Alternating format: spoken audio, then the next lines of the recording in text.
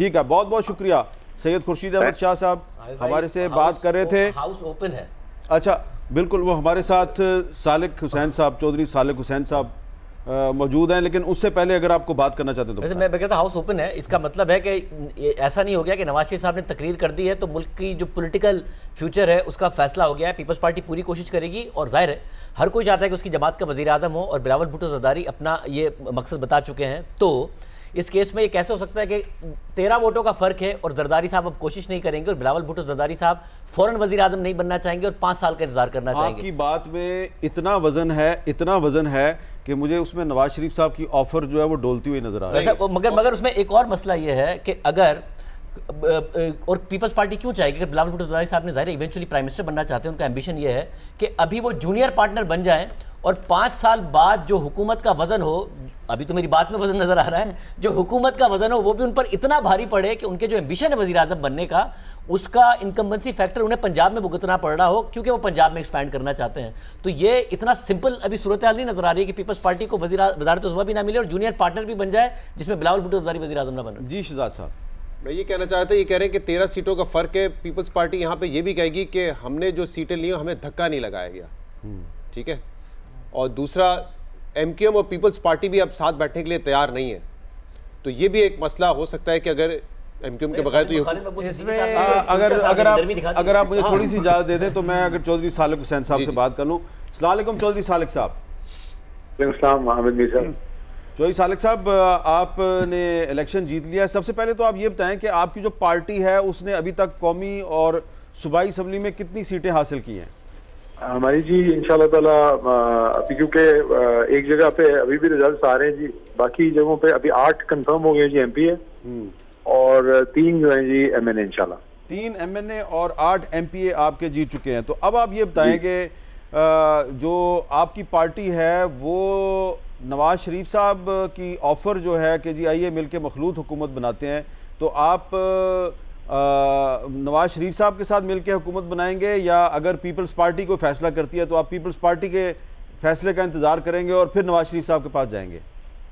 मेरा ख्याल है जी कि इस पे अभी थोड़ी देर पहले ही हम बैठे हुए थे चौधरी शहजाद हुसैन साहब के पास, तो उन्होंने यही कहा है कि जितने भी हमारे एमपी और एमएनए जीते हैं इनका वो कह रहे हैं कल या परसों लाहौर में एक मीटिंग करते हैं और सबसे मुशावरत करते हैं और उस दौरान हमें पता भी चल जाएगा कि जी दोनों का मंशूर है क्या, कि इनका आगे प्लान क्या है जी।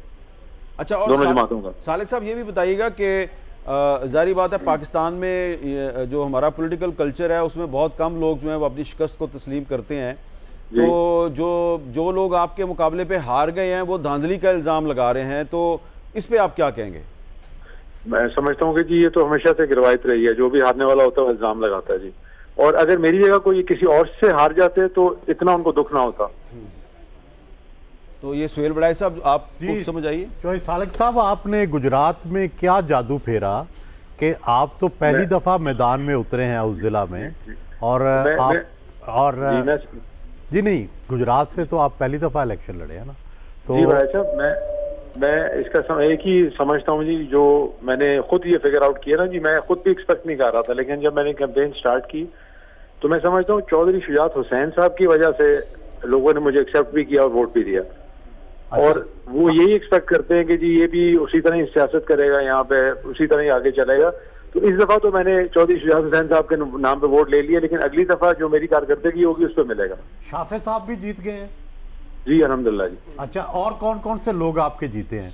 हमारे जी मदद अली शाह साहब यहाँ से, सराय आलमगीर से, फिटिंगा से इजाज रनिया साहब हैं जी, फिर ऊपर राजा असलम साहब हैं जी खारियां से जी, फिर अब्दुल्ला यूसुफ साहब हैं जी जलालपुर जट्टा से, और असद अपना खालिद गुराल साहब, चीमा साहब के नीचे एमपी हैं जी हसन अस्करी साहब, फिर चीमा साहब खुद, और इस तरह जी बाकी कुछ जगहों से हारे हैं जी। चीमा साहब एनए का वो मुझे कह रहे थे कि काउंटिंग हमारी चल रही है, मेरी बात हुई थी उनसे, तो कह रहे थे कि मैं काउंटिंग के दौरान जो है कह रहे थे ठीक जा रहा है काम मेरा। चौधरी बैठे हुए आरओ ऑफिस में। चौधरी सालिक साहब ये बताइएगा कि आप किस पार्टी के साथ इत्तेहाद बनाने में कंफर्टेबल होंगे, नून पार्टी या अगर पीटीआई के आजाद उम्मीदवार आपको अप्रोच करते हैं? परवेज इलाही साहब तो अभी भी पीटीआई के साथ है, किस पार्टी के साथ आप ज्यादा कंफर्टेबल होंगे?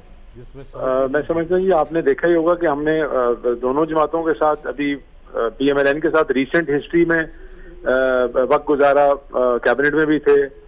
उससे पहले पीपल्स पार्टी के साथ नायब वज़ीर आज़म थे परवेज़ इलाही साहब, उनके साथ भी टाइम गुजारा है। तो मैं समझता हूँ कि हमारी जमात दोनों से ही कंफर्टेबल है, कोई उस तरह से कोई ऐसी बात नहीं है। जी सवाल साहब, कोई सवाल?